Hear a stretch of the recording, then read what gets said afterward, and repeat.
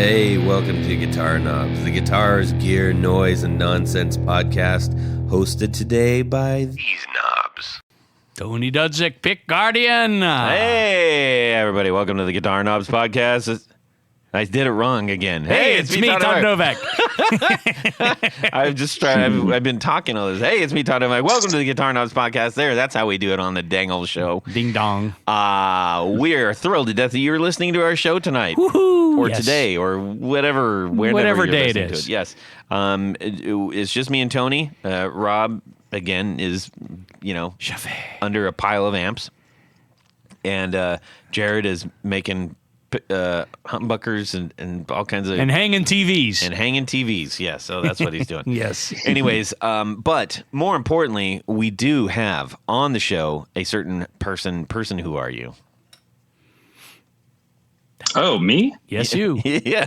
Yes. Oh, yeah. Hey, I'm Brian from Spruce Effects. That's me. All right. Brian from Spruce Effects is on our show. We're having him back. We had him. Tony's going to find out exactly what episode that was. I forgot to do that earlier. I'm sorry. I'm doing it right now. It was kind of early, wasn't it? It was in the high 100s. I actually looked it up this weekend with my family in the car. Oh, wow. And I immediately got out of the car as soon as I heard my voice. Why? So was it moving? I don't know. It was one of those things. Oh yeah, it was just I had to take a seat on the curb and just cry a little bit. No, I just some people don't like to hear their own voice. No, I understand that. So according to our librarian, I like that. You like that? What was it? That's the old analog computer. That was very sound. accurate. Yeah. What was that? What game show was that? Oh. Plinko? No, it was No Whammies. Was it the No Whammy one? No whammies, no whammies, no whammies. Anyways, keep going. Talk, Tony. Anyhow. It's the one time I'll ever say that. Spruce Effects appeared in episode 192. Wow, good guess, So, Brian, man. yes, you were correct in the upper 100s. Damn near 200. Yeah. That was back in... Ba-da-ba. Ba-da-ba. Yes. Tony's one, Johnny.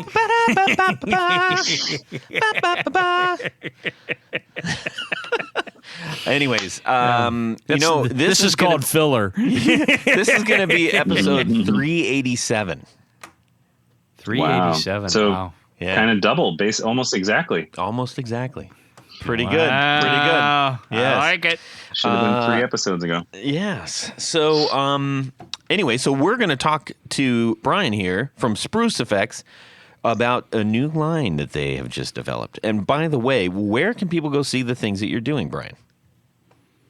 Yeah, so primarily 2 ways. Our Instagram is the most active. I tried the threads thing and I haven't dialed it in. I told you guys earlier I turned 40 this year, so I'm really having a hard time with the darn internet these days. So you got a pair of glasses is what you're saying. Ah, yes. Get those readers I out. can, and I don't know how these algorithms work. I don't know any of that stuff. So I try to stay off the threads. Otherwise I just get angry. And threads is dumb. Yeah. But anyways, yeah, Instagram is probably the most in touch way of interacting with us.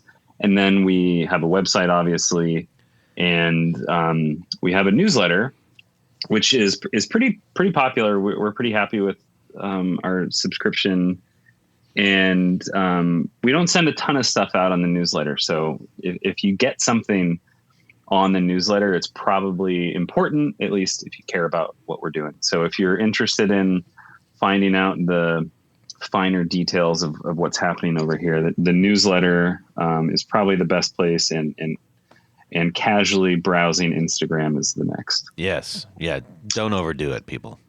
Unless you're looking at either Spruce Effects or Guitar Knobs. All right. Well, what? That's funny. Oh, all right. That's funny. It was a delayed reaction. Sorry. Yeah. Those are the best.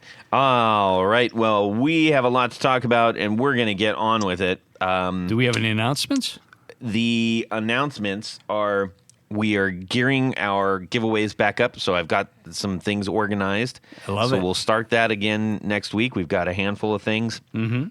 And as we get things, we shall move them forward. There's also something else that we're cooking up. We got a lot of great feedback on the Sketchy Sounds Guitar Knobs boost. That kind of feedback? No. If you were listening, you would understand what I'm talking about now, Tony. I'm listening to you. You have Sketchy Sounds. You have my complete, undivided attention. The Sketchy Sounds Guitar Knobs boost. Guitar Knobs boost. We're going to do another run of those. Okay, that's enough. And then, but that's going to be a pre-order. A little bit more. So think about that. We're working out how we're going to sort this, how we're going to do it. Okay. But that's going to be a pre-order. And yeah. Can I just pick? Pick what? Names. No, they're going to pre-order them. Oh. So we're not giving those ones away. We already gave several of those away. I know that. And I thought we were giving more away. No, see, you were talking. That's the problem. Why do you hurt my feelings? Anyways, everybody else, you know what? I don't need to explain this again to you because you were actually listening. So if you're interested, yes, in those pedals that we gave away, and you're like, hey, I'd actually really like one. We are not going to give any more of those away at this moment, but we are going to do a run, limited run, a limited run. I like that idea. Yeah, so more to come on that. You'll give the details at the appropriate time? I will give the details at the appropriate time, but I just wanted to plant the seed. I see. And that's it. That's what I got for right now. So we're going to find out what's going on in our music worlds this week, starting off with Tony Baloney, and then we're going to check in with Brian. Okay, that was a rather Awesome. rather limited introduction. I'm sorry. I'm sorry. I mean, you must be just really worn out from that Hive show Tony, you went to. You've been a lot already. Go ahead. Some say more than a handful. Yes. So this week, I'm really looking forward to a show which happens next week. I'll give you a report next week. Okay. But, one of my favorite performers is playing here at Natalie's. It's a little club in Grandview, which is part of Columbus, actually, for those who don't know. But Jonathan Richman. Do you know who Jonathan Richman is? That sounds really familiar. No clue. No clue. Well, Jonathan Richman was, back in the late 70s into the 80s, he was in a band called the Modern Lovers. Oh, yeah, okay. And the big hit was Roadrunner. Yep. Roadrunner. That's the one. Go 90 miles an hour. 50 miles an hour now. 50 miles an hour. Maybe you go 90. 100 miles an hour. But I've seen him a number of times. I haven't seen Jonathan in a number of years. Oh, the other thing you might recognize him from is he is the troubadour in the movie There's Something About Mary. You know that movie? Yeah, I remember that one. And then then between the scenes, there's a guy playing a Rickenbacker. Oh, I don't recall and that a drummer. part. Yeah, you don't recall that part. It's been a minute since I've seen that movie. Oh, well, that's the guy there. Yeah, that's what he looks like. Yeah. Anyhow, you were talking earlier about having control of the audience. And every time that I've seen him, he usually just comes out. Sometimes he has his drummer friend with him. I've seen him a number of times with him and just like a Gibson ES 375, some big box, jazz box. And he has had such control over the audience. I mean, and he plays purposefully low volume. And you could hear a pin drop. Yeah, he's kind of like one of those. He's almost like that modern era of like beat poet kind of like musician. Yeah, you could say like, that. His friends these are friends that died. Oh, Jim Carroll. Yeah, Jim Carroll was. He did a whole bunch of that stuff. Yeah. So Patti Smith, like. Yeah, I guess if you had to categorize him, I guess he could fall into that area. Yeah. But anyhow, even like the band Television. I mean, they. Well, I wouldn't quite put them in that same category. Well, they all lived in the same place. Well, they were from New York, yes. I don't Jonathan mean the same house. No, they all lived in the same house. Yeah. Anyway, But he's Jonathan's from Boston area. That's near New York. It's not really near New York. Okay. But It's the same city. the good news is your Fisher-Price wooden USA map puzzle is on its way. This will help immensely with Yes. your geographic limitations. Yes. Anyhow, I'm just looking forward to that. It's an anniversary present to my wife. That's cool. We got it's the day after our anniversary, but we were just looking for something to do. Happy anniversary, Tony. Well, thank you. I wasn't trying to get a Sure. obligatory reaction from you, but yeah, How many years is it? it will be 26 glorious years. 26 of them. 26. Wow, impressive. Yeah. Well, this is my second lap, so I keep telling her she has seniority finally, Nice. and yeah, that's about the same reaction I Yeah. get from her. Yeah. Nice. Yeah. Thanks. But yeah, so that's that's my week, and I will have a report for you next week. Excellent. I appreciate that.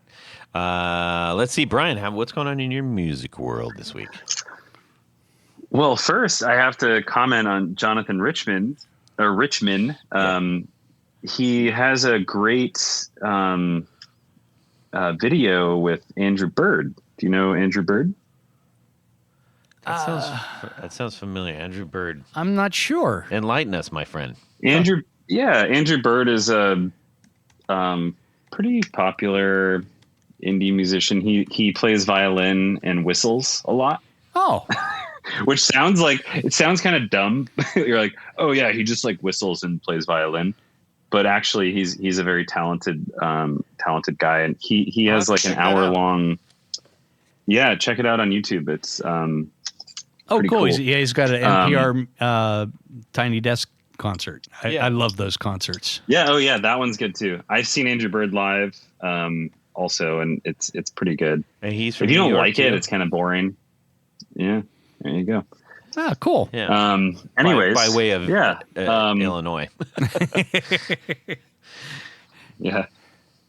So what am I supposed to say? Like music for me? Yeah, right what's now? happening? Whatever, You man. know, did you buy a guitar? Did you have a great meal somewhere? Did you do a show? Did you get some vinyl? What's going on? Yeah, music in the broadest form. Okay. All right. Well, let's see here. I have been trying to go to you guys were talking about going to see shows, so I'm going to talk about that. Cool. I've been trying to go see more live music. Do you guys have kids? 3. I have. Mine is 32. So no. Yeah, I've got 3 girls. I have one, but not in my house. Yes. But you know what it was like. Like I have young kids, so they're 7 and 3, and so like there's this. It seems to be, and correct me if I'm wrong, there's this impending sort of like 15, 20 year blackout period where life is just, the vortex of the children, and we're kind of deep in that. Yeah. And so, but we started, my wife and I, Katie, we've been trying to prioritize, like, we live so close to San Francisco that like there's so much great music. We're trying to prioritize like going to see more music, even if it's inconvenient, getting the babysitter or doing it overnight. Yeah. And so we're trying to do that. And I think it's probably mostly selfish on both of our sides. Like we do enjoy it together, but I think we enjoy it individually for other reasons. Sure. And so yeah, we've been going to see more shows. One of my favorite artists right now, who we saw a couple months ago, is a German guy named Roosevelt. I post about him on Instagram sometimes. And he's kind of like, it's pretty popular. This genre is, I think, pretty popular, especially with like the Spotify generation of, algorithms picking new music for you. But it's like, it's funky, electronic, He was, a bedroom artist, but is super talented. He does everything: sings, guitar, bass, synthesizer, drums, everything. And we went to see him recently in the city, and it was amazing. And it was just a great reminder of how, fun it can be just to go to a show. Absolutely. And not have to worry about anything, Yeah. Yeah. So that's kind of where my music head is at these days. It's just trying to like go see more concerts. I'm always trying to buy new guitars and amps. I could talk about that for 4 or 5 hours if you want. But well, we'll talk about that. That's what we do. Yeah. Yeah. You mentioned that Vortex. Yeah. It isn't as bad as you think. My girls are my youngest one is a sophomore in high school now, and my other one just started college, and the one's in her second year of college, I think. And there was a time, where it was just like, nope, we can't do anything, we can't go anywhere. I couldn't even play music because it just didn't have time. But it didn't last as long as I thought it would. And maybe that's because I was like, no, music is really important to me and to my mental health and to my happiness. So I had to make some adjustments there.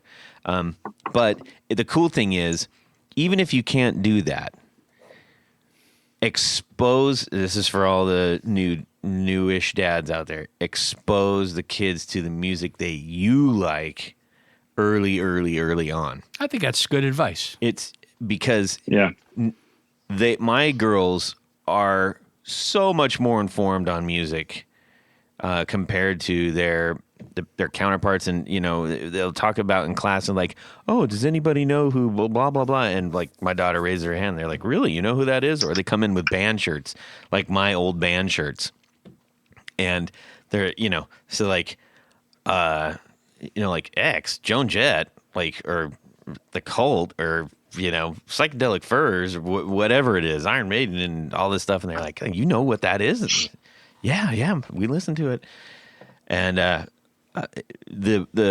byproduct of that is that when they do get older and they appreciate it, then you can call up and you can say, hey, do you want to go see Psychedelic Furs with me tomorrow night in Cincinnati? That's happening on this Friday. Friday. Nice. And they're like, oh yeah, that'd be fantastic. They're not like, oh, it's your music, I don't like it. They're so much more open. And it doesn't mean they only like my kind of music. They're just more open and more informed, which is something that we've talked about kind of a bit on the show in the past. And, I think maybe just touching on this again is worth it, because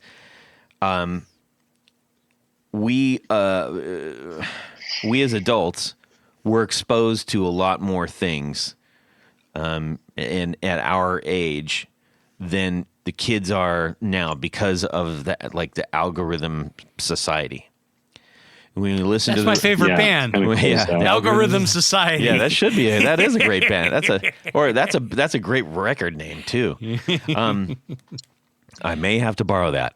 But you listen to the radio when I think for a majority of people listening right now, when we did used to listen to the radio, it's like you listened to what was on the radio. You didn't get to pick, well, I only want to hear this exact kind of thing. And things like that, where streams of things that used to be ambient are not so ambient anymore. They're programmed. Yeah. And it's really a real bummer. I mean, that goes for movies. That goes for all kinds of other things that I can't remember off the top of my head right now. But anyways, you get the point. So that's a weird common topic that I discuss with a lot of other adults around my age. So anyways, blurp, there you go. Guitars. Yeah. That actually made me think of something interesting. I and this is like maybe a cross section or counterpoint even. Like I drive with my older girl, Owen. She's going to be 8, and we listen to a lot of music together. Everything you said about that resonates, and I fully encourage anyone who's listening. If you like music, you need to listen to it with your kids and play it with your kids. Yeah, for sure.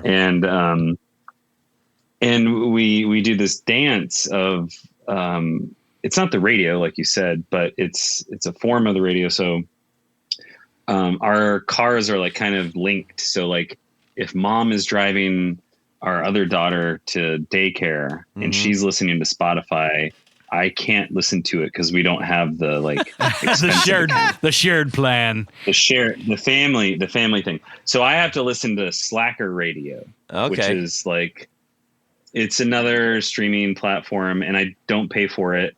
And so we'll get like a station will be, and use the word programmed. I think radio has been programmed for a long time, just different forms of it. Yes. And this programming is sort of like genre or vibe based, I guess. Yeah. And she'll be like, hey, skip until like one comes on that she likes. And I'm like, hey, wait a minute. Like, what if that was a great song and you just didn't know it until like a minute in? Yeah. And she, of course, she's like 7 going on 8. She's like, what the hell are you talking about? Like, that's stupid. And, and I'm like, no, like, let's give it a chance. And it's a really interesting kind that of. That right there is a huge lesson. Kudos to you, man. Yeah. Like, give it a chance. Honestly, that is a huge thing, because as adults, sometimes we don't even do that because we're like, no, we already know. Right. No, I know the one song I want. Just skip to it, please. Yeah. That's cool. Do that with your peoples, everybody. As for me, what? Then did we do? Yeah. So, sorry. What about you, Todd? Yeah. Well, for me, yes. I actually, on that same note, I hit up our mutual friend and supporter of the show, poet extraordinaire and musician extraordinaire. Poet emeritus. Poet emeritus, yes. Matt Hart, multi-talented gentleman. And I said, Matt, I'm coming down. I'm going to hang out with my daughter because I went to go see Alan Johannes. Oh, another play previous at this guest. tiny little brewery. Huh. And it was amazing. Yeah. It was just fantastic. And so I went down there. He was going to go with me, but his daughter came into town. So he was like, bro, I can't go. I'm like, I get it, man. And it was this totally intimate setting. It was like he was on a chair, and there must have, maybe 50 people in the room, 50, 60 people in the room. It was amazing. Yeah. It was when you sit in front of somebody and you're like, wow, this is a really, really talented person. Mm-hmm. They don't have to be doing their utmost, show of talent. You can tell when somebody is like, man, you were born to do nothing except this. Oh, thanks, because Todd. you're doing it really well. Not you, Tony. But since I had a little bit of time to kill, I said, hey, Matt, where's a good record store? I know he used to work down there at the record store. And he gave me the tip to hit Shake It Records.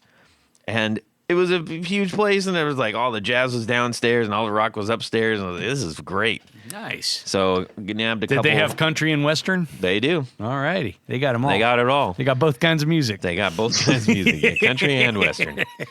So it was a great time in Cincy, and Nice. Alan was very just friendly, and got a chance to talk with him, and I told him that, hey, I need to get a little quick picture with you, or else David Kaminga is gonna yell at me for like not doing that or not believing that I actually went. So I went, David, just so you know.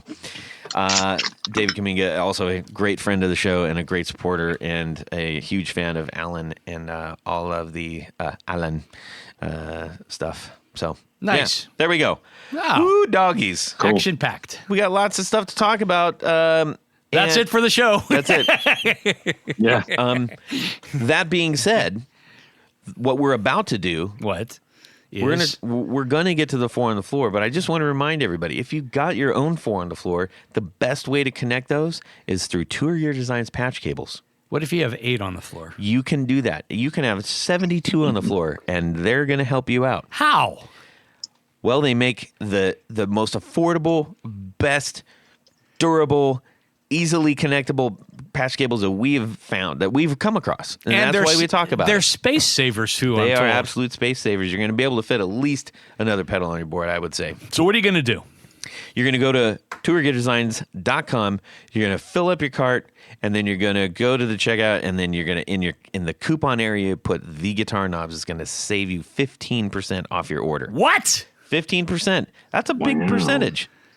That's a big percentage. That's a good deal. These are already reasonably priced and, dare I say, relatively indestructible. Yes, I have tried to destroy them. Yeah. And I have not been successful. And he failed.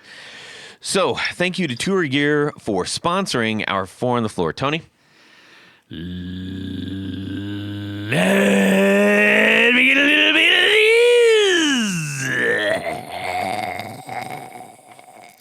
Wow. Okay. 1, 2, 3. 4 on the floor. Okay, Brian from Spruce Effects. What is your 4 on the floor V2? Here we go.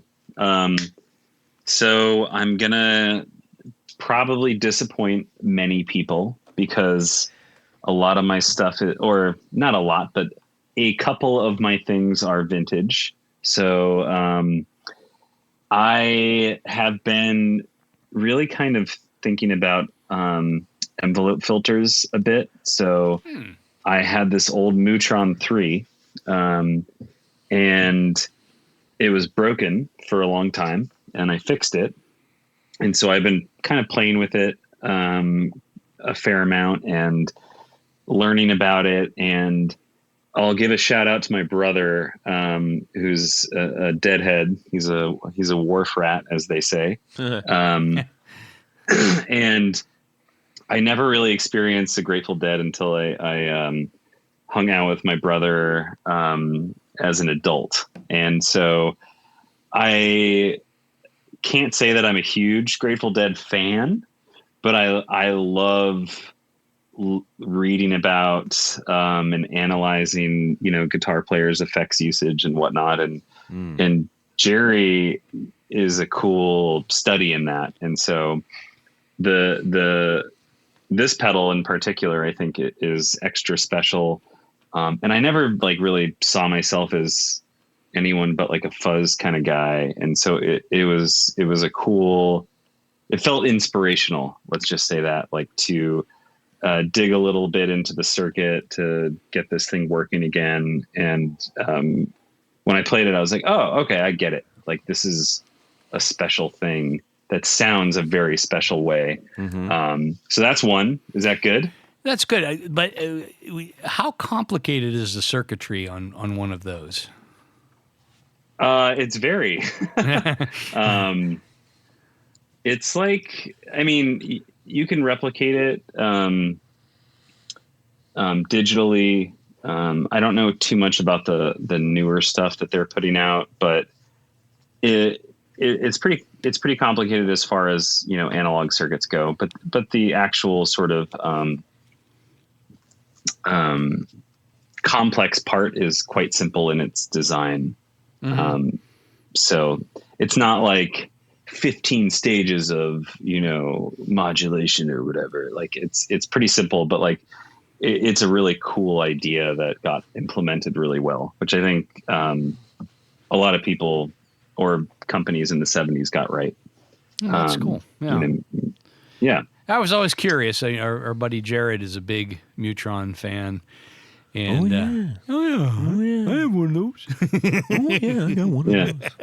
I got a whole bunch of those. And when they work, they're great. When they don't work, I was just always curious what it takes to fix them up. But it sounds like you were able to do the job. About $150. Yeah, well, it's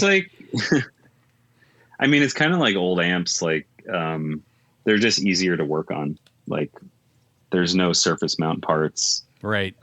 Even if the thing that you need to replace is rare, it's physically accessible I mean, these things are freaking huge, right? Like, Yep. Like how big is the pedal I'm talking about? It's like a foot long, basically. Yeah, and right, like and everyone's like, no, I want like a micro pedal. I want like a 1990s flip phone sized thing that does everything. And it's like, oh, cool, you want a computer? And but these pedals are pretty easy to work on, and they like make a lot of sense. Like as design wise, they follow logic as far as like the things that they are doing. So that's my first one. Okay, cool. What's number 2? Number 2, let's see here. Can I call out the exact brand? Sure. If it's a boutique builder, is that allowed? Right. Absolutely. Yeah. So it's your 4 on the floor. Yeah. Okay. Great. So I put out. You guys are you familiar with the Elka Dizzy Tone fuzz from the 60s? It's a buzz around type tone bender. Okay. I mean, I know the sound that you're talking about, but I'm not familiar. Yeah. So like it's a tone bender-esque derivative, which is one of my favorite bass lines for fuzz. And I can never hear the word derivative ever again because of It's Always Sunny in Philadelphia. Derivative. Yeah. That's so great. Sorry. Just interrupt people by saying derivative. Yeah. Yeah. And anyways, I started, I released a version of it. And I like it a lot because I'll tell you the company that I am shouting out here in a second. But I like this fuzz because it did in the 60s what, or maybe not in the 60s, in the vintage era, it did what a lot of fuzz builders who don't do the full mojo thing want to do, which is it used kind of what are now not objectively scarce transistors. They are kind of, but you hear about NKT 275 fuzz face, right? Like the Hendrix fuzz face, or like the OC44 Rangemaster, and then people on the internet tell you, well, that's the only one that you should play because it's the best. Yeah, or the and then actually 308 Rat. Yeah, exactly. And like a lot of people who have even a basic understanding of the stuff is like, well, no, there are lots of things that sound similar or just as good. And actually the ones that you're talking about were pretty inconsistent or not that great. And there's this myth that is created, but the Dizzy Tone use these kind of relatively generic Bulgarian transistors. And they're not that hard to get. Like you can still get them. Whereas like the NKT 275, if anyone has one of those and they find it, they're going to try and sell it for $200 for the one piece. Which one is that? That's the MK275. I'm going to go dig in for that. Yeah, that's the, yeah. No, I just threw a bunch of those away. And so, I was using them as a door stopper. If you have an old radio, maybe you did. I don't know. It's possible. But this circuit, a lot of people really respect, and it uses kind of stuff that a lot of people haven't heard of outside of the world.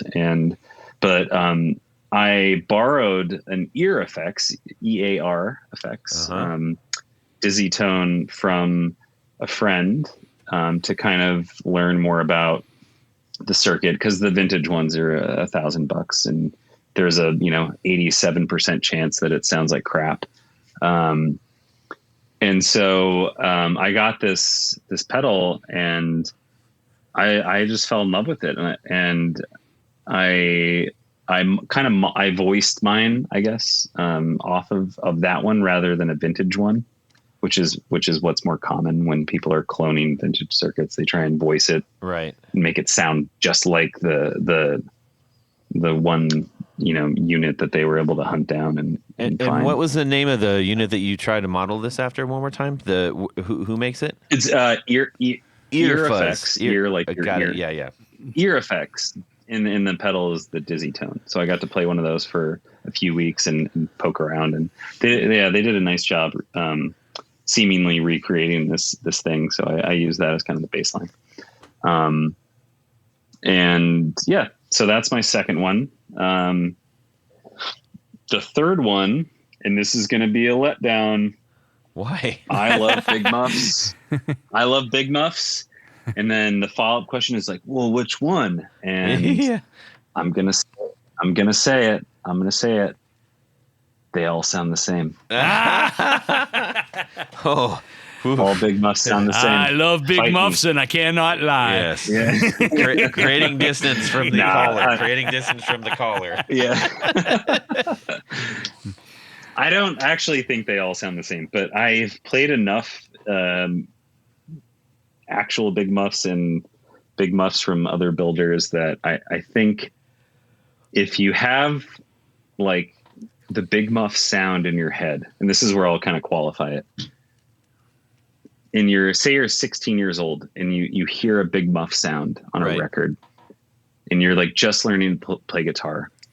Like you can get the $100 big muff and get mostly there to where you get like stoked and excited about that thing. Because I think the big muff sound is so cool and unique and important to a lot of rock and roll music, spanning huge, time spans, the 1970s through now, even. Like there are very huge critical rock bands that use big muff as their central sound.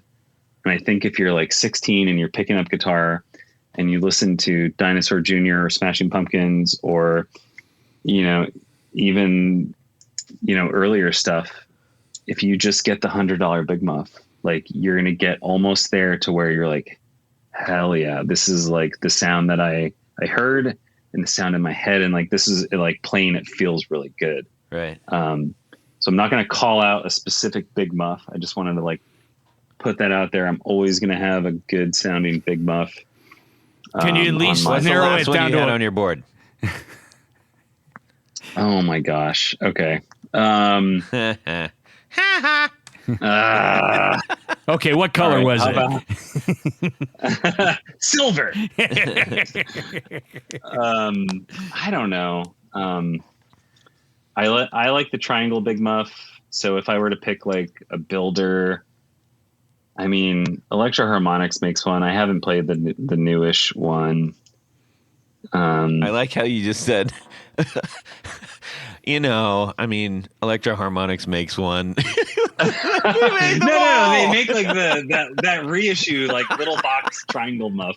Yeah. They don't make, yes, of course they make big muffs, but they make this like triangle version. Yeah. And I haven't played it, so I don't know. I don't know if it's cool or not. Yeah, I don't know. Anything but the op amp muff, I guess. Oh, okay. So that's okay. All right. Even though I like that one too, that's not my It's not your jam. Different. How about number 3? All right, number 3. No, that was number 3. That was number 3. By number 3, I mean number 4. If 3 was 4. Yeah. All right, I'll go modern now. And this actually, so this is maybe like a funny juxtaposition where like I'm all over the place on these first 3, but the last one is like, it's not even out yet. But I got the chance to play it because I know the guy who made it. It's the Silktone Fuzz Plus. So if you're familiar with Silktone amps, they've been on the show a couple times. So Charles is putting out the Fuzz Plus soon, and I got to play it, and it's really great. It's like I don't know how to describe it other than like if you really like fuzz faces and you also hate them, you probably want to get this one. Okay. Because like I feel like because it's not like just a fuzz face. It's got he's this really interesting intersection of like brilliant and kind of quirky. And so like he's doing stuff with his circuitry that is very unique, but also makes a lot of sense once you're like, oh wow, like why didn't I think of that? Or like, you know, that's a really cool implementation of that thing. And so, and he's got like an incredible ear. So like I trust anything that he does, and I play his amp. So, but yeah, the Fuzz Plus that's a really nice probably, amp. Yeah, it's really good. I use that alongside with a vintage deluxe reverb as like the baseline for testing all my stuff. Cause I just know it's going to sound at the baseline exactly good. And I don't have to really do a whole lot. And so when I'm running my effects through it, I know that I'll be able to hear what I'm trying to hear, rather than trying to like filter out like what I'm supposed to hear. But yeah, that's the fourth one. So that one is my fourth, on the floor, as you all say. There you have it. All right. Good stuff. Very fuzzy. Very fuzzy. So you mentioned that, I mean, are you going to be, well, hang on. Let's transition now to all about Spruce Effects. Sure. What? That was a nice transition. You like that? Yes. Segue. Hard left, Clyde. So why don't we start that off with what you were just talking about, which is, so are you working on a Dizzy Tone yourself, or are you I made one. Yeah, so I made a Dizzy Tone. Do you guys remember, I actually don't remember when I put them out, but the like big wedge shape enclosures. Sure. They're obscene. They are literally a foot long. Yeah. I put them out in like a bunch of like, one of you said Fisher Price something or other earlier, but they're literally, I copied the Fisher Price xylophone Roy B. Jib color scheme. Okay. And so they're like these really. Do you know these xylophones I'm talking about? Yes, I do. Like from the '60s. Yeah, absolutely. They had wheels on them, didn't they? Yeah, you could and a little yellow plastic mallet. Yes. Yeah, exactly. So I copied those colors because I thought they're so, I guess cute is the wrong word, but maybe the right word too. Okay, I'm remembering what you did. Yeah. Yeah, and so I did a custom shop run, and Dizzy Tone was one of the options. So I did do that. Right. And I still have, I can make more. I'm just not really advertising it too much. Well, you just did. So get ready to start building. Yes, buy them. They're so fun. Rumble. Yeah, you also did the fuzz face in Fisher Price form too. Yeah, fuzz face, Dizzy Tone, Tone Bender Mark III. It's like kind of like this series is like, I excuse myself from any cloning controversy and just do it because I just really like making those circuits. Yeah, so that's cool. It's, no bones about it. Classic circuits, and they're really fun to make, and they sound good, and I use cool parts and all that stuff. Nice. It's nice. Well, when we had you on the show before, you sent us a box of really good stuff. We believe we had the Gale was a favorite of ours. And I believe we had the Arborist as well. The first one. Yeah, the first Arborist. And then I think there was one other. I'm trying to remember which one it was. But regardless of which one it was, if there was a witch if the witch was, woof, I just broke myself. They were great. Awesome. Yeah. So we were, immediately, the minute I saw you made I can't remember if this was, it was just a few days ago, but I can't remember if it was a post or in the newsletter that you mentioned. I saw something very special. It's probably the newsletter, right?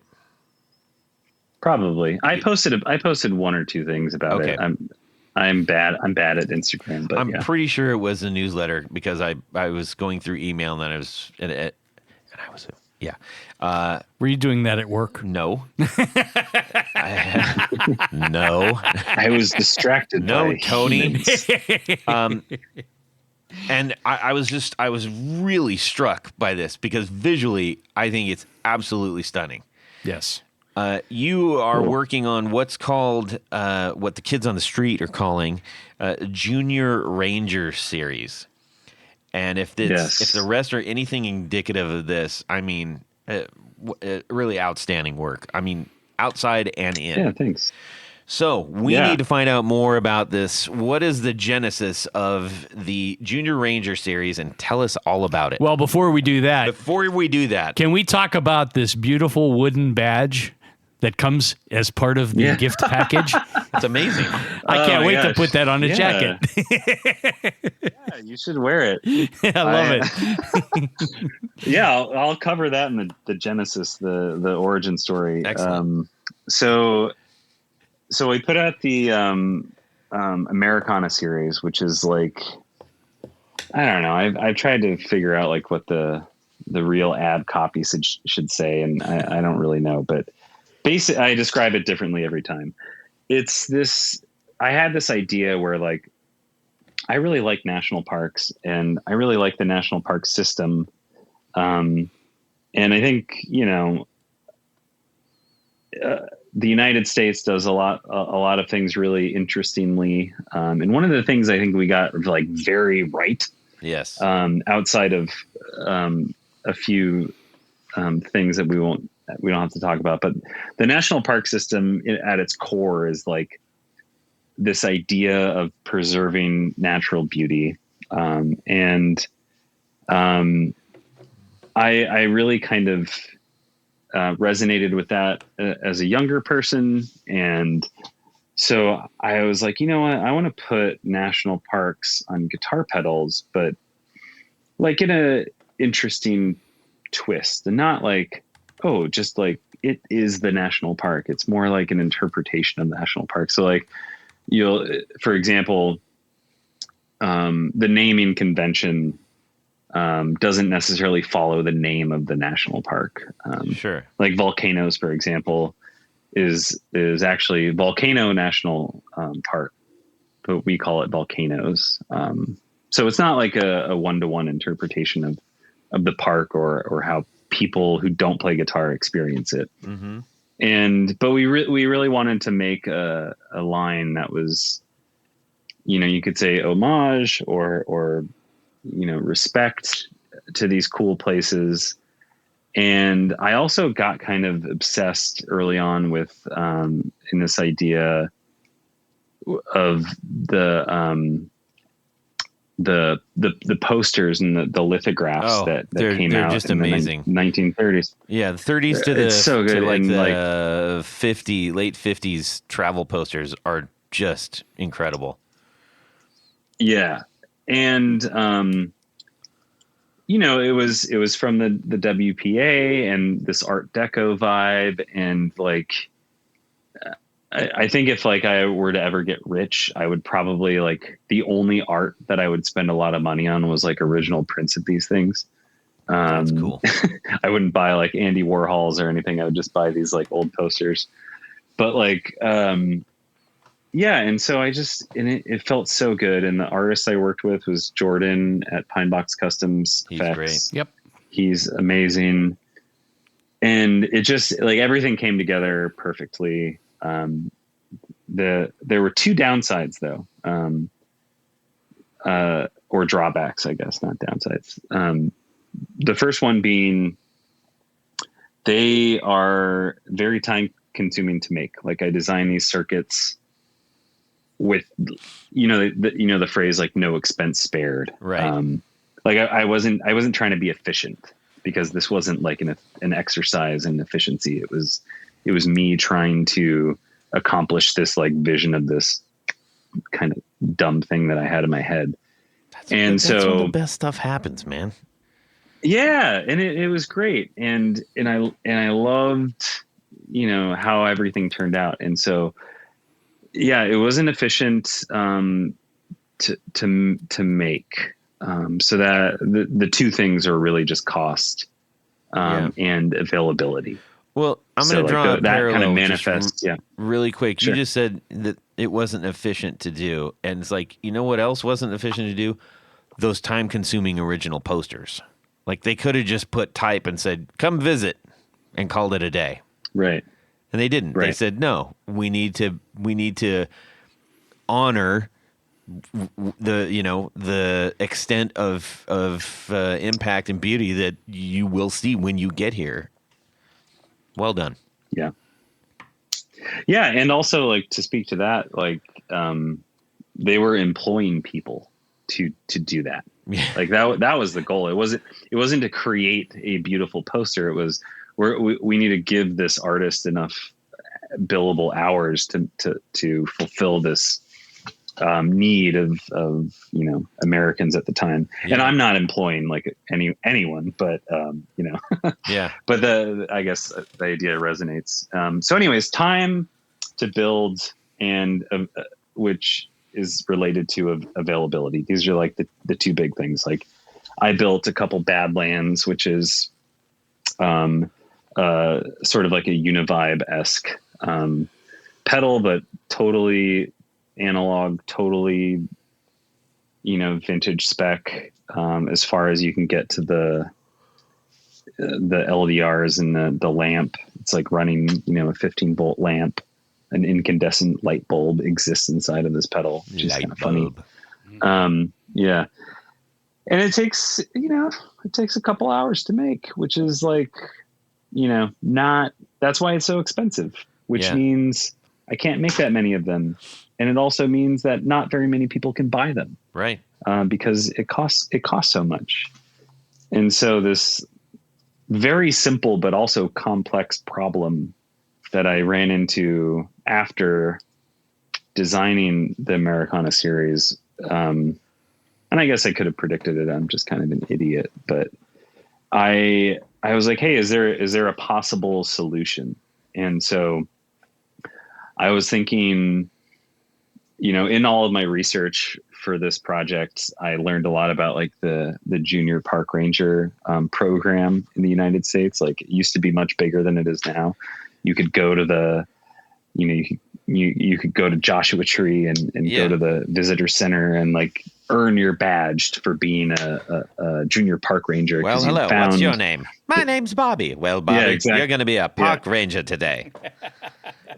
Exactly. Yeah. Did you find the yucca? Yes, I found the yucca. Did you find the horned lizard? Yes, I found it. Great. Here's your badge. Yes. You've won. And so I thought it would be fun. And I'll get to this in a minute, but a big part of this was like reducing the cost. And, if you buy budget pedals, a lot of the time the like experience of them is kind of, there isn't much of one, is there? There isn't much of one. Right. And so you get a box, it feels kind of crappy. The pedal is cool. It looks good enough. Maybe the knobs feel a little bit cheap. And then the experience isn't really memorable. And one of the biggest things I think differentiators in the Americana series is like the pedal comes in like a vintage style tin lunchbox. You get all this cool swag and it's like an experience when you get it. And that's obviously tied to the high price. And I was like, well, I don't want to just put out this like cheap pedal series that's just like cutting all costs at all corners. So I was like, oh, I remember. What about those badges? And so I was able to laser print a bunch of these in-house.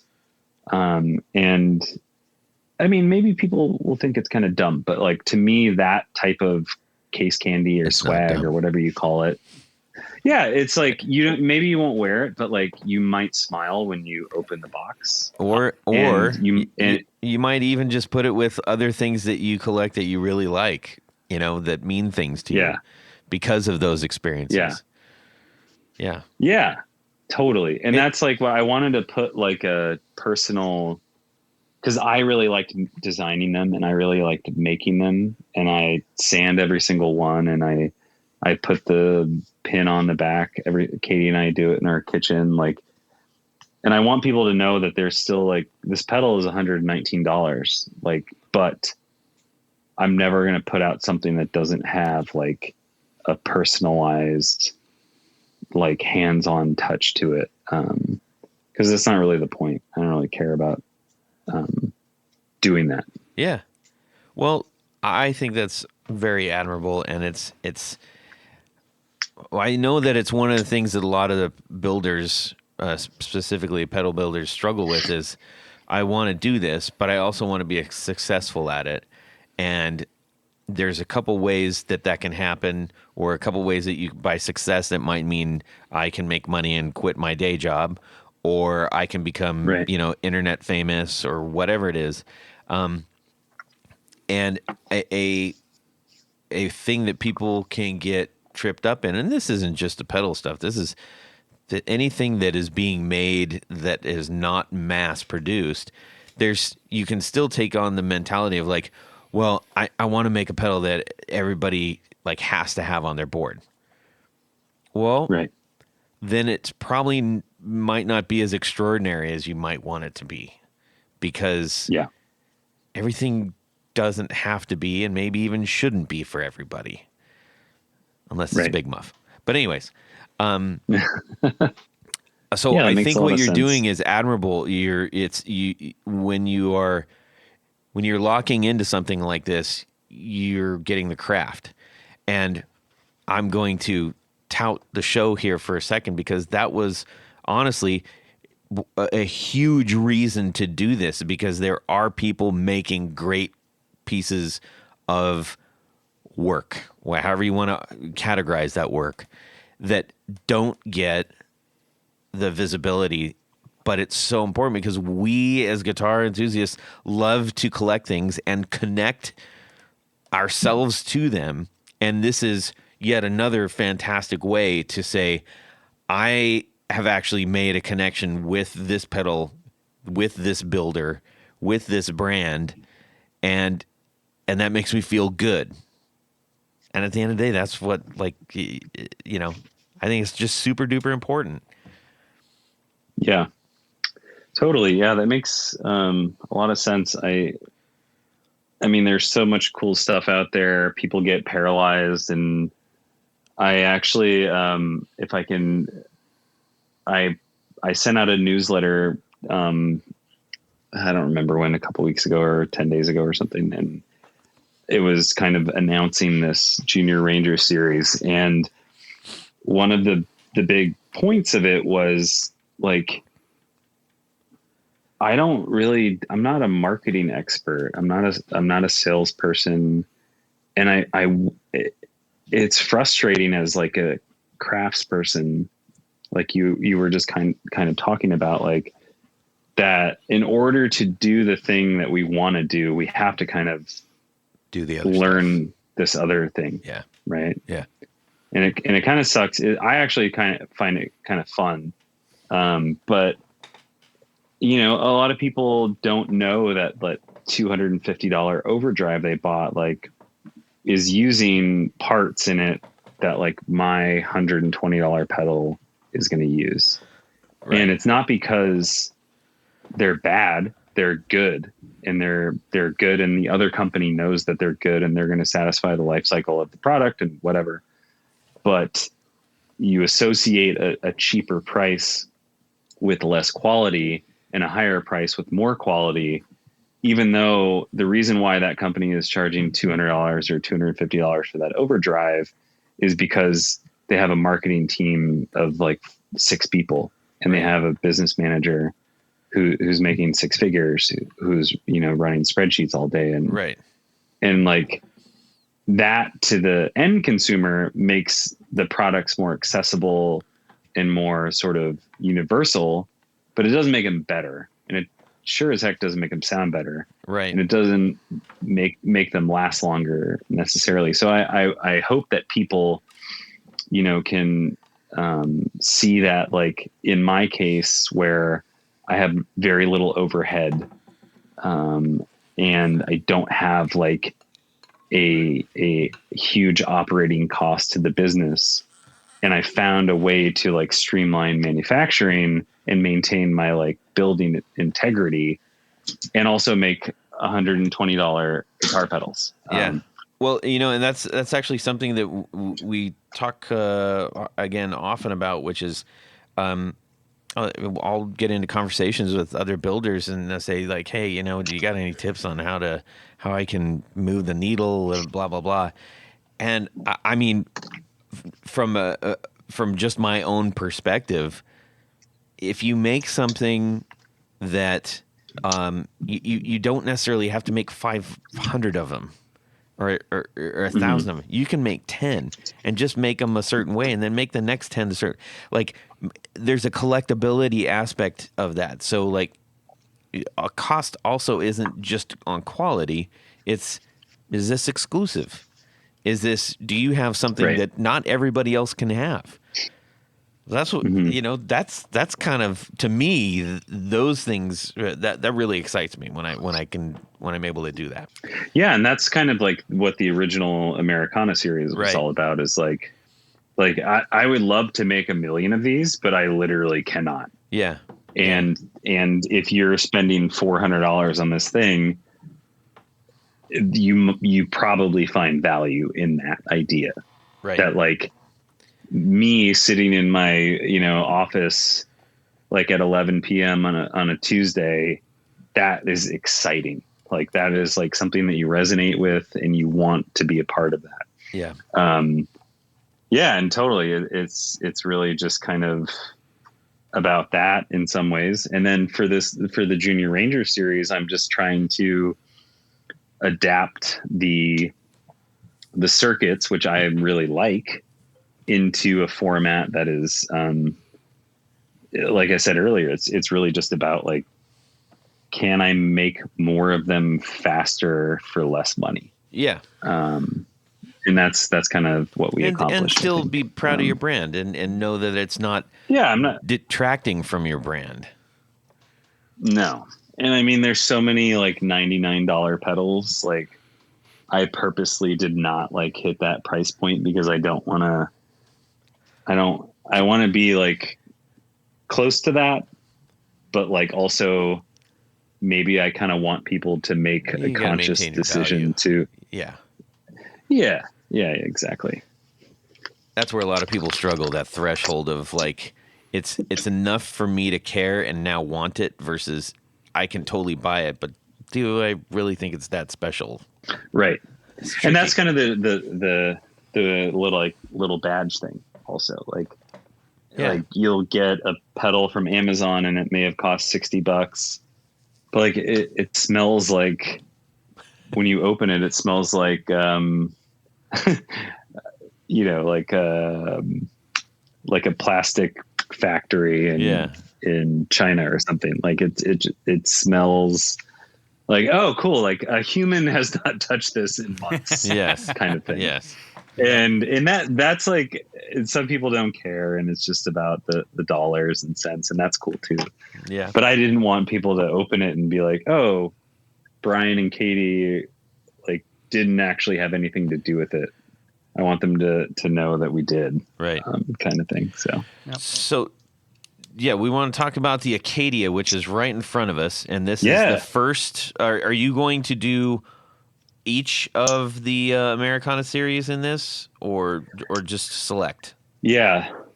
So all of them are done except Yosemite, and I don't know if we're gonna do it because Yosemite is a spring reverb, and the circuit is really cool. But the hardest part about making it is mounting the tank, because it's inside of the pedal.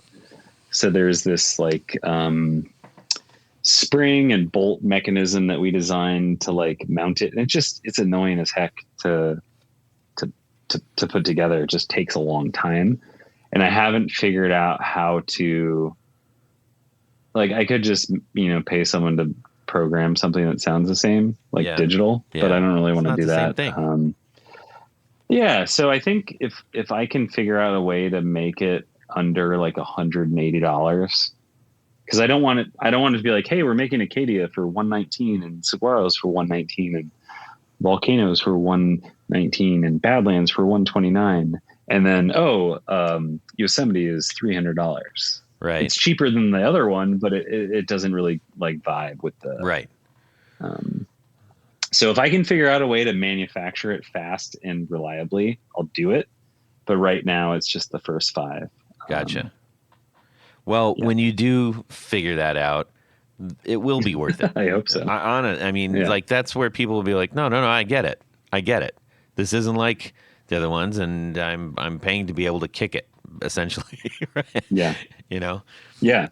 So that's cool. Okay, so tell us the Acadia.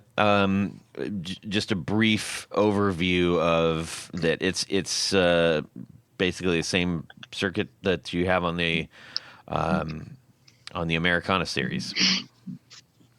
Yeah, so Acadia was kind of like the first experiment in can we translate the circuit to be not how it is, but also sound pretty good. And that was like the first thing.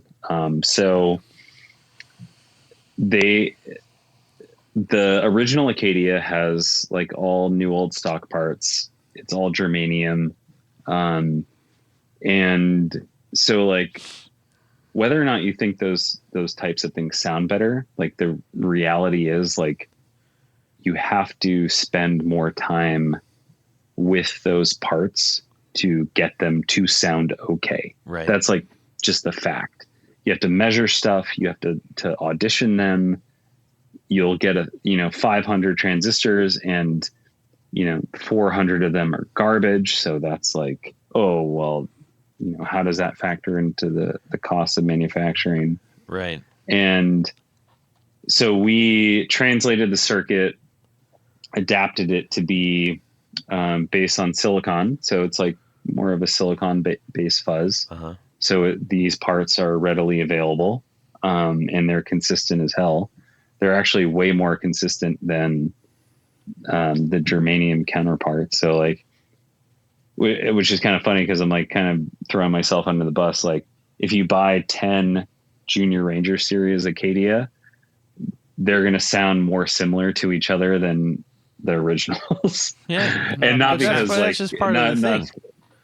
Yeah, exactly. There's nothing nefarious about it. It's just like, if I made 50 of these pedals in a week and then there was a 6-month lull and then I made 50 more, like my brain doesn't remember exactly how everything was. Like it's all based on feel with that kind of stuff. Mm-hmm. And so, yeah, it's all silicon based. It's 5 controls, just like the original. They're slightly different. And it's just a killer sounding fuzz. I think I don't know if you guys had the chance to play with it much, but one thing that I really like about it is that if you dial the fuzz control, which is the third knob, by the way, all the way back, like to dead, and you just play with the first 2 gain controls, you get this like kind of overdrive boost sort of realm. So you can like totally chill out the fuzz, but rely on the first gain stage only and get like a really interesting, fun it's not just like a fuzz face. You got some versatility in this. Yeah, exactly. Yeah. Yeah, that's really what I like. Fuzz faces. Having,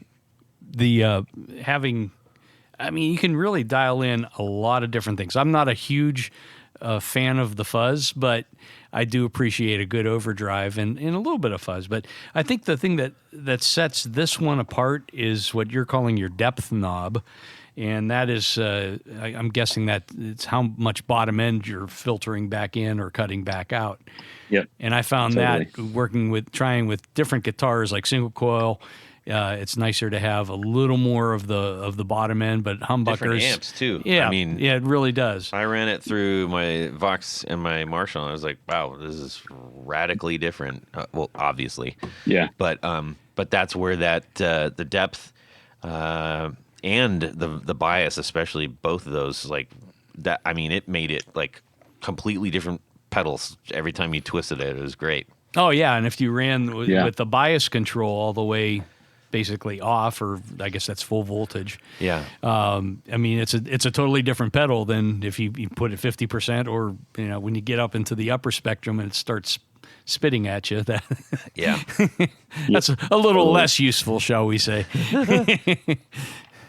Yeah, and the funny thing about the design process, and like as someone who I've spent most of my time with, germanium, new old stock parts and vintage style things, like I really enjoy the process of like, making crappy old broken things sound good.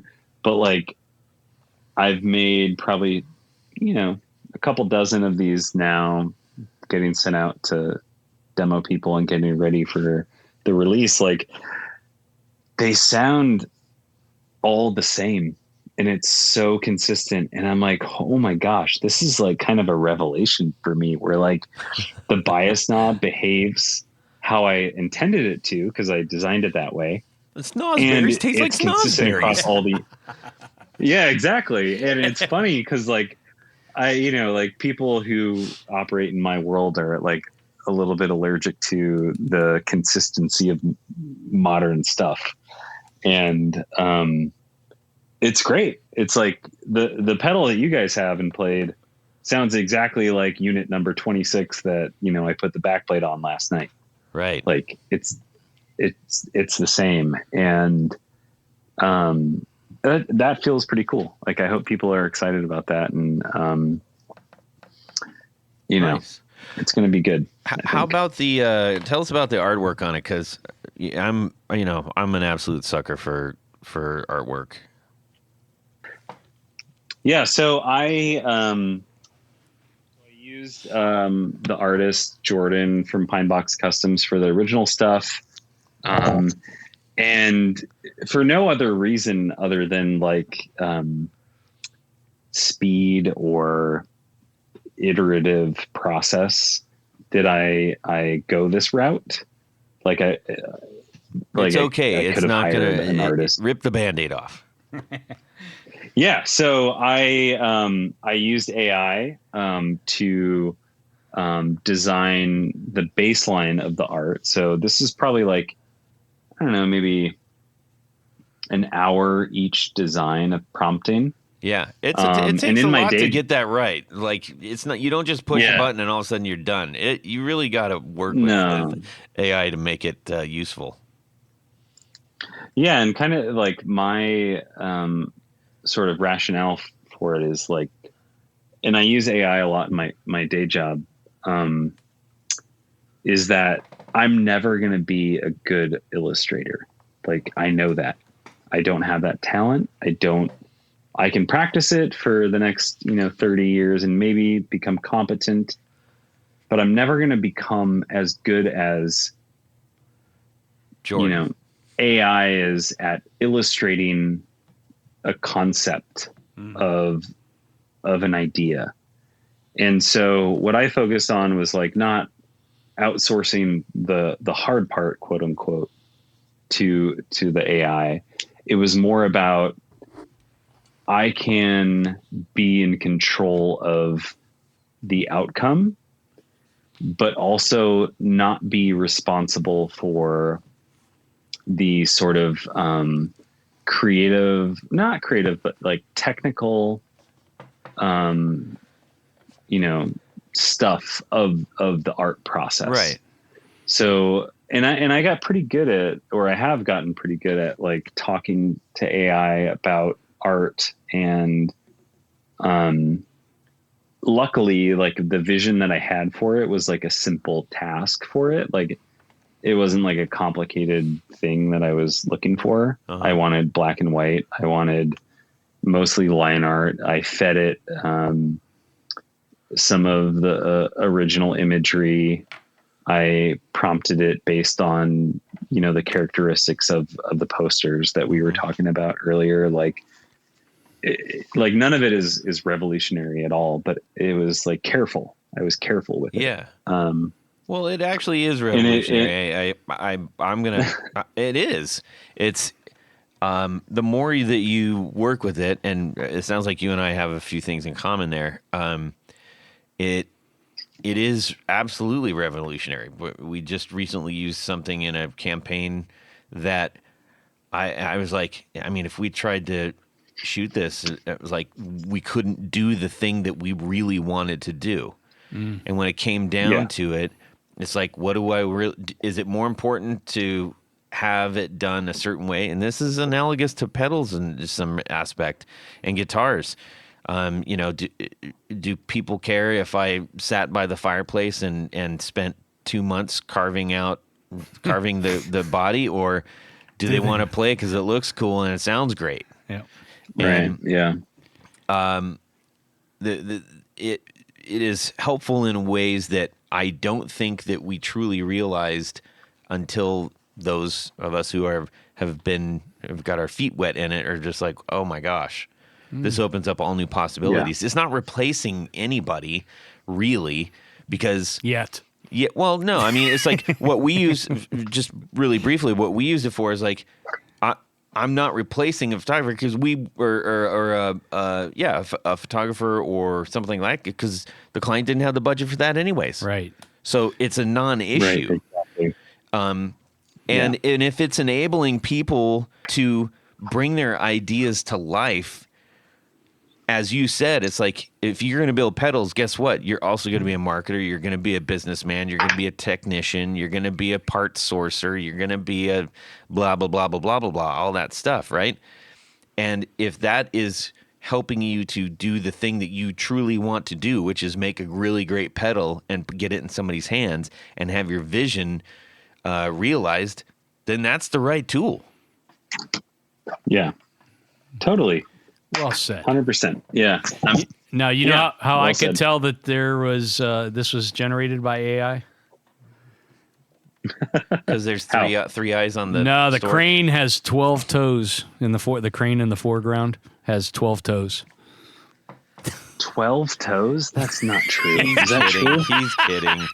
He's kidding. I'm about to dig into 1,000 enclosures. Stupid AI! No, actually, count them. No, I'll tell you something. This is funny.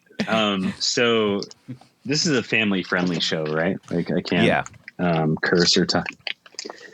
Well, feel free to edit this out. Clap. So on Badlands, which is, you know, the Univibe-esque pedal, I have a bison as the sort of creature featured. And it has a very prominent part to it. Proboscis. Yes. Is it silicon or germanium? I'm going to leave that. Yeah. So it has a it has a thing. Yep. And I was like, oh dang, I missed that. Okay, that was an oversight. And then I went and I started like searching online. I was like, oh, if I just Googled bison silhouette, line art, black and white, all these things, right? Right. What comes up? And they all of the hits feature this undesirable anatomical feature of this animal. Yes. And I don't know why, but it makes a lot of sense. Let's not discount how bisons feel about things. Yes. I mean, yeah, I don't even know. It's probably horrible. Like, but there is this very prominent thingy on the Badlands that everyone will be able to see. So, Oh, well, we'll be looking forward to that. I think. yeah. All right. I mean, it's not vulgar. It's just it's nature. It's nature. There you go. Yeah. All right. Well, golly sakes, we got a whole. When are you gonna release all these out into the wild? Speaking of the wild. Yeah. So ACADIA comes out on October 16th. That's when the official release date is. I don't know if that coincides with when you guys are going to publish this, but this will be out next week, early next week. So early October. Great. So, yeah. So people who are listening can sign up for the newsletter and be informed that this ACADIA version will be out on October 16th. We'll have 5 demos from Demos in the Dark, Collector Emitter, Megan Lippy, William Bennett III, and Steve Stout from Lifehouse fame. All y'all boomers probably know who that band is. But yeah, we have 5 demos coming out. They haven't made them yet, but I'm excited to see how they turn out, and we're hoping to make a lot of these for a lot of folks. So Good. Nice. Well, I think we're rounding third. Tony, what do you got for us? What do you mean? What do I got for us? I thought you had it. No. Oh, I guess. Let me think about it real quick. Oh, yeah. At this point of the show, Todd, is a little game that we play called Would You Rather? Uh-huh. You see. This week's Would You Rather, it's just a little fun thing that I came up with, you see. Okay. You may be aware of 2 bands, the White Stripes and the Black Keys. yes. And there's some animosity from time to time over the naming rights and who came first and all this fun stuff. There is? Right? Yeah. I didn't know that. Oh, yeah, there was. Is this made up? No, that part is real. Okay. The next part's made maybe up? not so much. Okay. So, in the White Stripes, Jack White's always out doing something. He's got his third man stuff, and he's producing so-and-so and such and such. And Meg is getting a little bit tired of Right. it. So, yes, you've got a very warped timeline. Yes. Okay. You see. Just I please. got you. I'm tracking. And the Black Keys, well, Dan Auerbach's always out, doing guitar stuff. Okay. And Patrick Carney, the drummer, just he's tired of it. Both Meg and Patrick are tired of this. Right. So they said, we're just getting out of this. Hiring a bass player. No, we're hiring someone to replace. So Meg is going to start a band called the White Keys. Uh-huh. And Patrick is going to start a band called the Black Stripes. I think they should actually do those things. Okay. Okay. Yeah, this sounds real. Is this Yes. like It's AI generated. Yes. Thank God for Excellent. AI. We'd never have a Would You Rather. Tony and I are actually at home watching Netflix. Yeah, this is great. Yeah. How's that interview going? I don't know. AI's got it covered. So they're looking for a guitar player or a multi-instrumentalist to kind of front the band, because they got to sit in the back with the drums. Let's Got face it. it. Or off to the side. But, I think in these new bands they're forming, they'll be out in front, actually. okay, well, maybe so. Well, Yeah. maybe they'll put you in the back.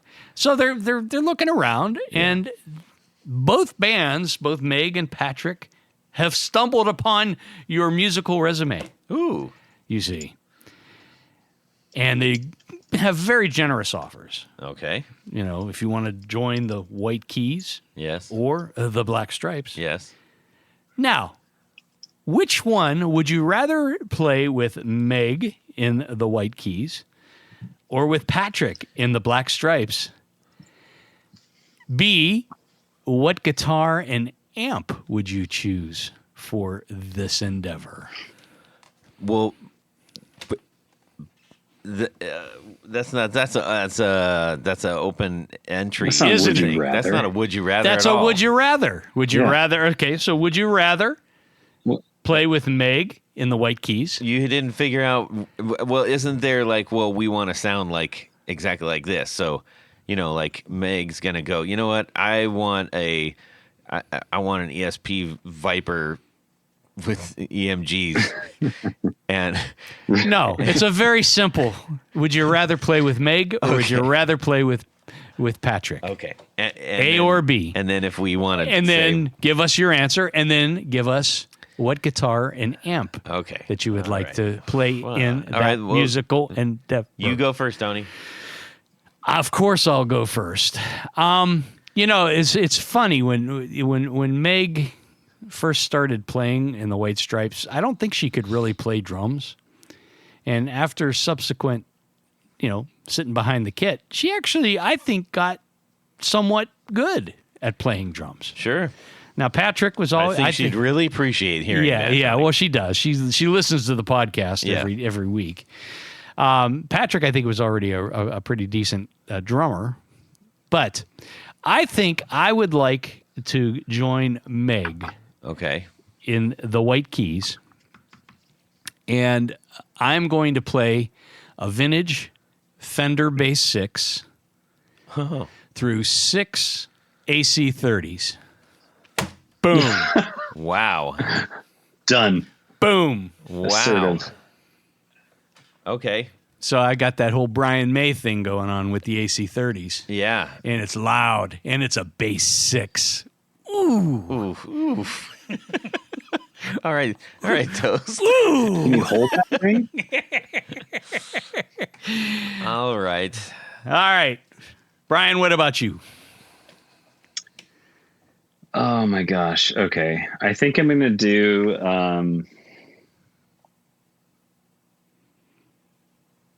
this is tough. This isn't like a normal would you rather that you do with like middle school boys, Hey, now. which is like, no. That's like my vibe. Like I'm sitting around, a couple 8th graders come up to me and they're like, hey, would you rather like, I don't know, wear Crocs or like, whatever. It's a little bit different. With or without socks. Yeah, exactly. See, that's like the biggest variable. I don't know. I might do. So I like Meg White a lot. I like the White Stripes. I like Jack White a lot. I've had a million Silvertone amps. I also like Patrick Carney because I want to meet him in person to see how big he is. You ever have that weird fantasy? Because he's like gigantic, right? Is he? He looks like he's like 6'9". I think he plays like 3/4 scale drums. That's why he looks so big. So he's actually he's 5'6.5". Exactly. And he just has a 3/4 drum kit. He's playing kid drums. Okay. Yeah. All right. That's fine. I don't know. I think I'm gonna pick. I'll just go the other way. I'm gonna pick Patrick. Okay. For the what is it, the Black Stripes? It's the Black Stripes, yes. Right, okay. And my guitar, I hate to do this. I'm gonna play a Telecaster because it's the greatest guitar ever made. Why do you hate that? That sounds all the reasons not to hate something. Because I'm not tuning my guitar choice for the sound of the experiment. Like I'm not like I just picked the guitar that I prefer. Gotcha. And then amp. Oh my gosh. I don't know. Like I like having that AC30 thing with, what if I just had like, I don't know, 25 Silvertone 1485s crank. 25 of them. And then I had like just like a wall of Marshall cabs. I think that's what I would do. That's Okay. cool. And then of course I'd have Yeah, that's what I would do. All right. All right. Sounds good. All right. Well, Todd? I'm going with Meg on this too. And I think for my guitar, I was going to go with actually Jerry, my Hagstrom, my gold Hagstrom. Ooh. Yeah. It's called Jerry because it's gold, Jerry. Gold.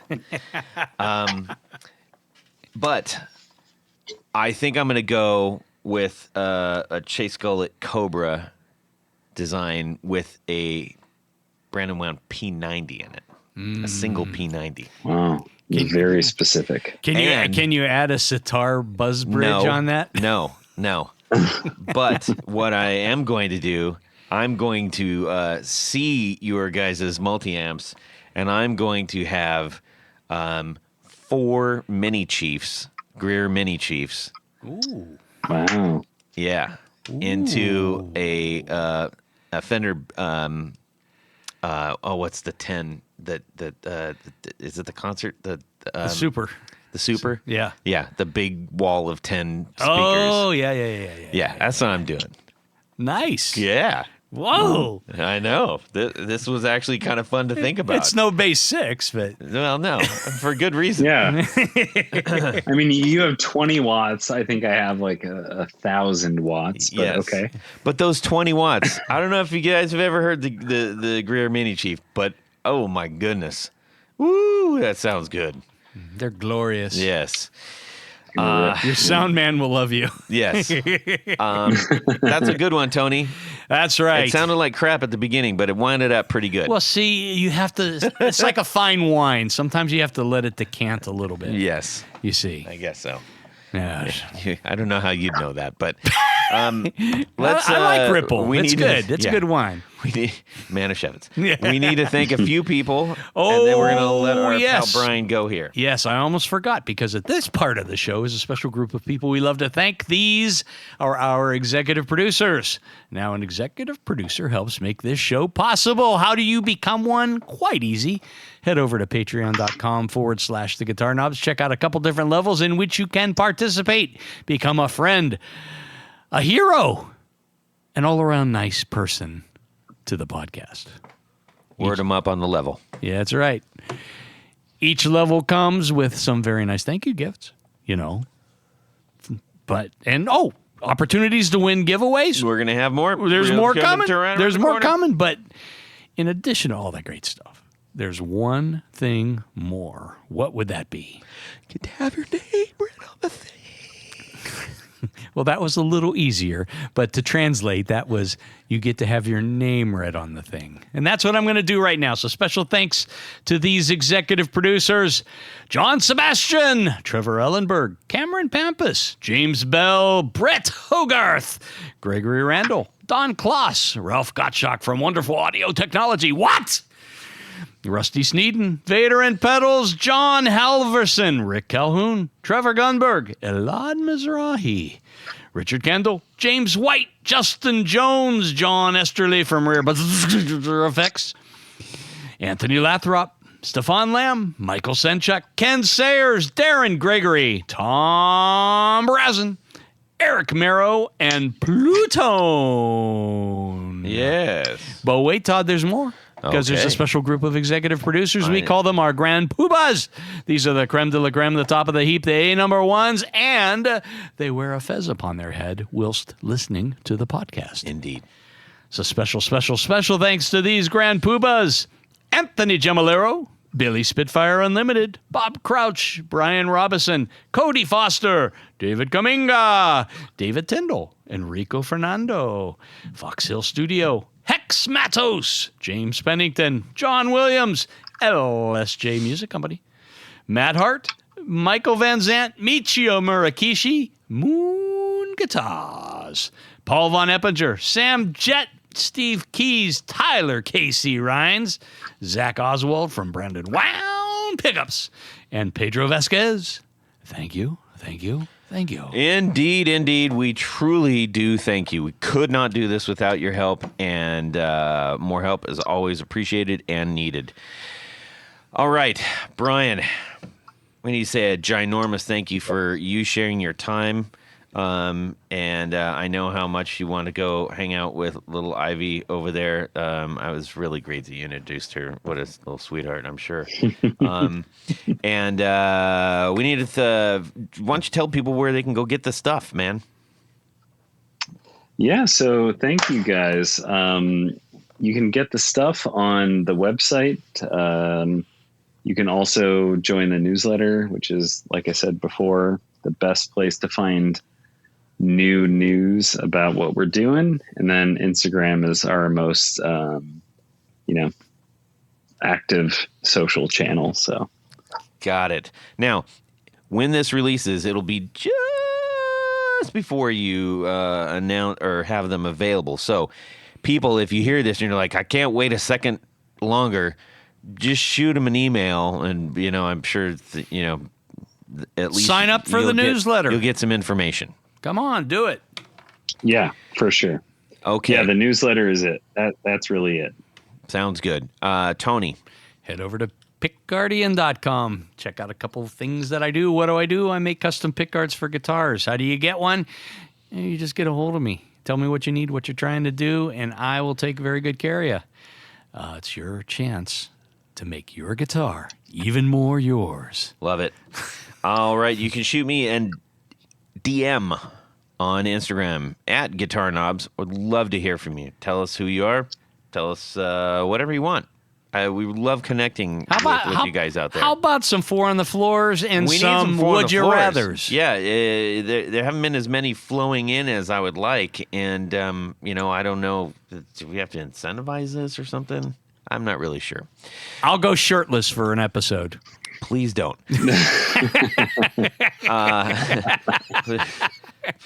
Please don't. Anyways, yes, we'd love to connect with you. That's the bottom end. We love doing that every week. We're so glad that you're listening. Tell a friend about us. We would really appreciate that. Yeah. If nothing else. Tell two friends. And make sure you tell your friends about Spruce Effects, making really, really great pedals by hand up in the Northwest. So, without further ado, have a fantastic week and subscribe. Yeah. Tony, did you have that thing on? I just pushed it on for you. I accidentally just pushed it off and then pushed it back on. I was trying to feel out how spicy I wanted to be in my response. And of course, at first I said, no, I'm not going to tell you. Yeah, but you did leave it hanging for a long time, and I respected that. No. Yes, it was. No. Do we have a would you rather? Man, you know the answer to that question. That's a silly question, isn't it? If I knew, I would tell you. Look for your information. There's one thing that still holds true. And now you're just doing this to me to mess with me. That's nonsense. I stopped maturing in middle school, so. Yeah. It's funny because you spend a lot of years going, I'm trying to build up my maturity and my believability and my own personal adult cachet. Then the minute you get it, you're like, this is stupid. Put it on the shelf. And you'd go, I don't know what to do. Swoop, shoop, shoop, shoop, shoop, shoop, shoop. Can you take that hat off? It's disturbing me. Why? You could be my dad. I turned 40 this year. I am you your turned father. 30 this year? Oh, you suck. 40. 40. Okay. 40. Okay. I could still be your father, Luke. What? How old are you guys? What is going on here? That's not going to happen this time. No, because we both pushed the record button twice. Yes. Nice. So wait, doesn't that just turn it off then? Or no, you're great. You're professional. You're an adult. You do all this great stuff. And I'm like, you have no idea what's going through my head right now. I can't believe that I suckered you all. Right. What is going on? Yeah.